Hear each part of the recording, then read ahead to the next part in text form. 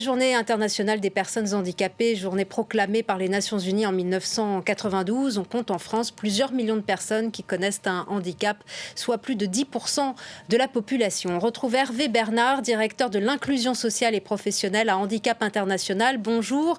Tout d'abord, quels sont les points forts qui vont marquer cette journée ? Bonjour, merci de m'accueillir. J'espère que vous m'entendez bien. Oui, parfaitement. Très bien. Eh bien, écoutez, oui, c'est une journée importante, hein. Comme chaque année, on célèbre, on met l'accent aujourd'hui sur les personnes handicapées.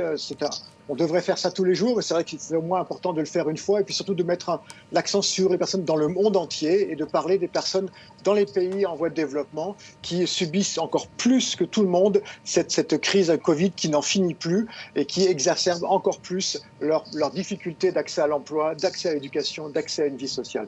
Donc oui, c'est un jour particulièrement important dans des situations que l'on connaît aujourd'hui. Et justement, quel a été l'impact de la pandémie sur les personnes ayant un handicap dans le monde et les pays en voie de développement ? Je dirais que c'est l'impact que tout le monde a pu avoir, plus les impacts du fait de leur exclusion et de leur difficulté d'accès aux services. Donc tout d'abord, c'est une pandémie, donc toutes les notions de santé et de prévention sont très importantes, et pour les personnes handicapées, c'est encore plus difficile. C'est des difficultés à voir, à entendre et comprendre les messages, avoir accès à l'eau, avoir accès à tout ce qui est masques, soins, bien sûr la vaccination, qui peine vraiment à décoller dans les pays en voie de développement, et encore plus pour des personnes qui n'ont pas l'information nécessaire et qui ont toujours peut-être des besoins de comprendre pourquoi de nouvelles vaccinations.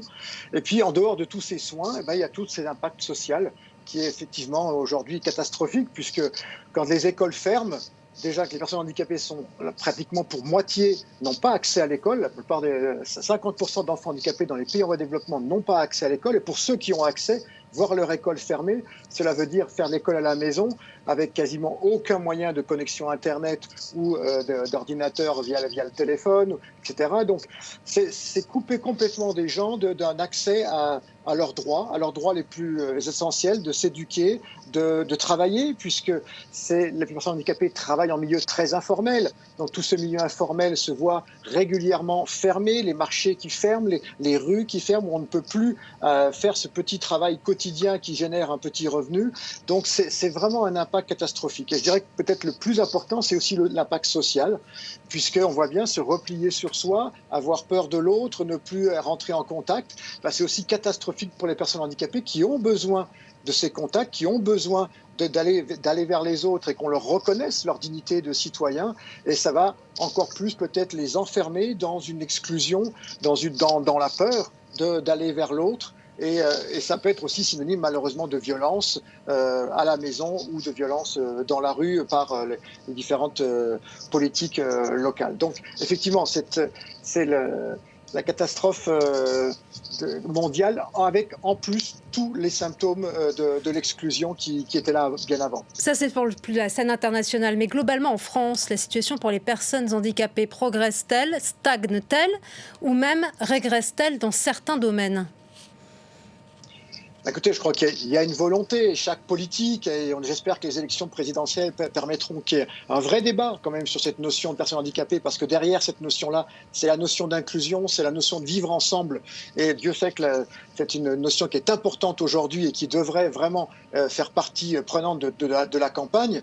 Et donc, c'est oui, comment remettre l'humain au centre. Et c'est vrai qu'aujourd'hui, il y a beaucoup d'efforts, hein. Il y a une vraie volonté que les personnes handicapées puissent participer davantage, que ce soit dans l'école de tous les jours, que ce soit dans l'entreprise avec tout le monde, et pas dans une entreprise forcément spécialisée, pas dans une institution qui sépare et qui va mettre les gens à part, mais plutôt dans une logique de partage, dans une logique d'échange qui va vraiment permettre à ce que les gens se retrouvent. Donc oui, on progresse. On progresse parce que les associations sont là, parce que les gouvernements successifs font des choses, parce que les institutions se transforment et s'ouvrent de plus en plus à la notion d'inclusion, parce que les professionnels sont là et sont motivés tous les jours pour faire des choses, parce que les familles des personnes handicapées restent vraiment sur le devant de la scène, et parce que les personnes handicapées elles-mêmes prennent de plus en plus de place, de pouvoir, d'autonomie pour s'exprimer. Donc j'espère qu'on les entendra aussi beaucoup aujourd'hui, qu'ils auront la possibilité. Nous soutenons, nous, plus de 100 associations de personnes handicapées. Handicap International est très présent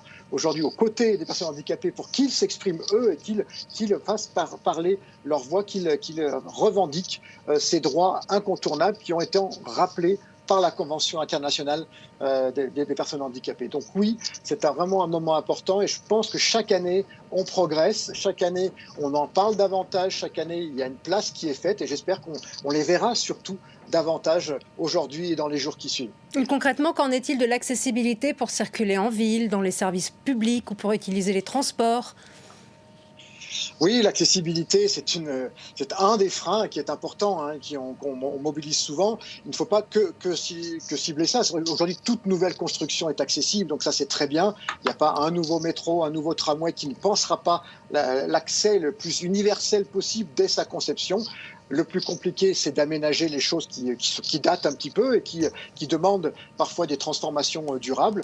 Là, j'ai bon espoir quand même que les choses avancent, même si effectivement, il faut une aide des pouvoirs publics. Il faut à un moment donné que les municipalités, que toutes les autorités possibles puissent se mettre en ordre de marche et prioriser ça, parce que cet accès à l'environnement, cet accès à l'information, cet accès à tout ce qui permet de communiquer entre nous est essentiel pour vivre ensemble dans nos sociétés. Rapidement, où en est-on de l'accès à l'emploi des personnes handicapées ? Quels sont les principaux obstacles ? Est-ce que les formalités administratives pour faire reconnaître un handicap ont été simplifiées ? Alors oui, l'accès à l'emploi reste une problématique puisqu'il y a encore 2 fois plus de chômeurs handicapés que de chômeurs non handicapés. Donc ça veut dire que l'obstacle est encore bien plus important pour les personnes handicapées qui recherchent un emploi.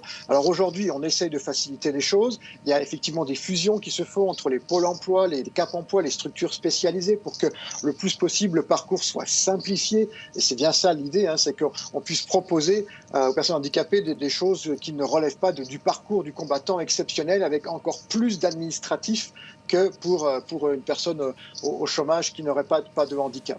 Donc oui, la maison du handicap et les différentes instances qui s'occupent de l'emploi dans les municipalités et en proximité essayent le plus possible d'aller vers des points uniques, des points qui permettent aux personnes de facilement, que ce soit sur Internet ou physiquement, de rencontrer un conseiller, quelqu'un qui va les accompagner. Mais la pandémie est aussi un vrai obstacle avec le port du masque, la distance, les difficultés à rencontrer les gens et à se déplacer.